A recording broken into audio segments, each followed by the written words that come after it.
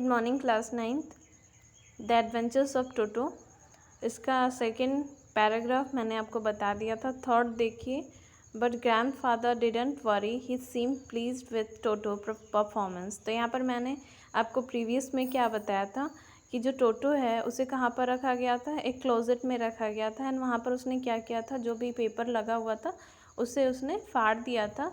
And blazer जो narrator का blazer जो टंगा हुआ था उसे उसने क्या कर दिया था, टुकड़ों में फाड़ दिया था। तो ये चीज़ देखकर जो नरेटर है वो क्या बता रहा है कि ग्रैंडफादर डिडंट वरी, ग्रैंडफादर को ये देखकर चिंता नहीं हुई। ही सीम प्लीज्ड, बल्कि वो कैसे दिखे, हैप्पी दिखे विद टोटोज परफॉर्मेंस। टोटो का ये काम देखकर वो बहुत ज़्यादा खुश हुए। और उन्होंने क्या बोला, said grandfather he is clever. Grandfather ने कहा कि ये तो बहुत क्लेवर है, बहुत चालाक है। गिवन टाइम, अगर इसे टाइम दिया गया होता, आई एम श्योर, मुझे पक्का विश्वास है, he could have tied the torn pieces of your blazer into a rope. तो बताया कि मुझे पक्का विश्वास है कि ये जो ब्लेजर जो उसने क्या कर दिया था, टॉर्न पीसेस, बहुत सारे टुकड़ों में, बहुत सारे पीसेस में फाड़ दिया था।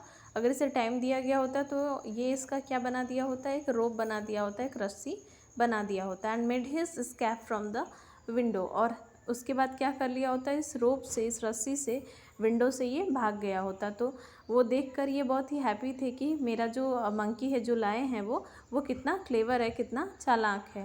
His presence in the house still a secret, लेकिन जो उसका प्रेजेंस था कि टोटो घर में प्रेजेंट था, ये अभी भी क्या था, एक सीक्रेट ही था, किसी को पता नहीं था। Toto was now transfer to a big cage in the servants quarter where number of grandfather's pet lived very sociably together. तो बताया कि जो टोटो है उसे रखा गया एक बड़े से केज में, एक बड़े से पिंजरे में, इन द सर्वेंट क्वार्टर्स। और कहाँ पर, सर्वेंट के क्वार्टर में, नौकर के क्वार्टर्स में इसे रखा गया, रूम में।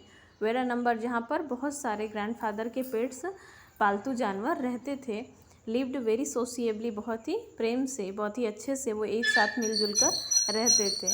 अ tortoise, a pair of rabbits, a tame squirrel, and for a while my goat, pet goat. तो बताया कि वहाँ पर कौन कौन रहता था, एक टॉर्टाइज रहता था, कछुआ।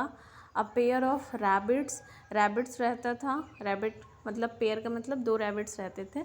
अ टेम स्क्वायरल, और एक गिलहरी रहती थी। फॉर अ वाइल, और कुछ टाइम के लिए एक गोट भी रखी गई थी।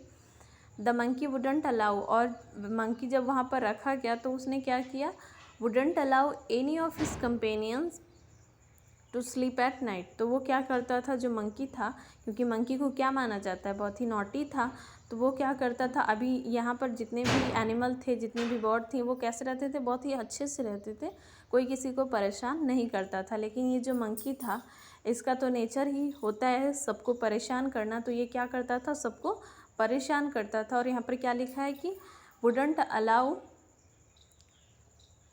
Any of his companion to sleep at night. तो किसी को भी, अपने कंपेनियन, अपने किसी भी साथी को, मतलब जो वहाँ पर रहते थे, जितने भी एनिमल थे, जितने भी बर्ड थे, उन्हें वो क्या नहीं करने देता था, सोने नहीं देता था रात में। सो ग्रैंडफादर, इसलिए grandfather who had to leave Dehradun next day, तो जिन्हें क्या करना था, देहरादून जाना था अगले दिन, टू कलेक्ट, क्या करने के लिए, अपनी पेंशन लेने के लिए सहारनपुर से। तो उन्हें जाना था देहरादून अपना पेंशन कलेक्ट करने के लिए। Decided to take him along, तो इतना ज़्यादा जो मंकी था परेशान करता था, ये देखकर उन्होंने क्या डिसाइड किया कि ये भी मेरे साथ जाएगा। जहाँ पर देहरादून वो जा रहे थे, उन्होंने सोचा कि ये भी मेरे साथ जाएगा, नहीं तो यहाँ पर रहेगा तो सभी को परेशान करेगा और उसके प्रेजेंस का भी किसी को पता भी नहीं है।